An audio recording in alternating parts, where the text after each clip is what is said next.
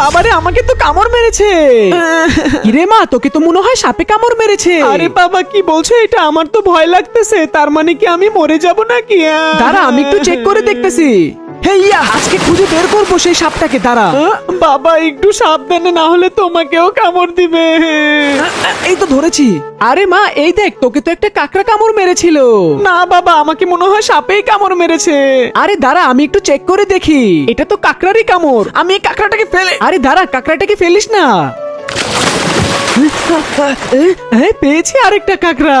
বাবা, তুমি কাকড়াগুলো দিয়ে কি করবে? আজকে ভাবছি এই পুকুর থেকে অনেকগুলো কাকড়া ধরবো আর মজা করে রান্না করে খাবো আমরা। বলতো মা, আজকে এই কাজটা করলে কেমন হবে? আরে ভালোই হবে, আমার বুদ্ধি আছে। বন্ধুরা, তোমরা তো আল্লাহ তাআলাকে ভালোবাসো আর শয়তানকে ঘৃণা করো, তাই ভিডিওতে লাইক করে চ্যানেলটিকে সাবস্ক্রাইব করে দাও।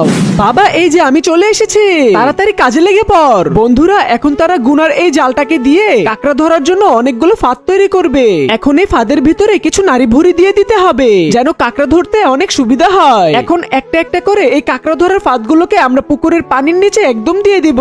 কিছুক্ষণ অপেক্ষা করার পরে সেই ফাঁদগুলোর মধ্যে তো অনেকগুলো কাকড়া চলে এসেছে। আর এভাবে সকল কাকড়া ধরার ফাঁদগুলোকে পুকুরের পানির নিচে থেকে উঠিয়ে নিতে হবে।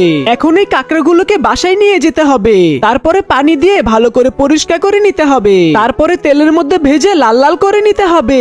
এরপর একে একে সকল ধরনের মশলাগুলো দিয়ে নেড়েচেড়ে তারপরে আবার সেই কাকড়াগুলোকে এটার উপরে দিয়ে ভালো করে কিছুক্ষণ রান্না করে নিতে হবে। তাহলে আজকের রেসিপিটা একদম তৈরি হয়ে যাবে।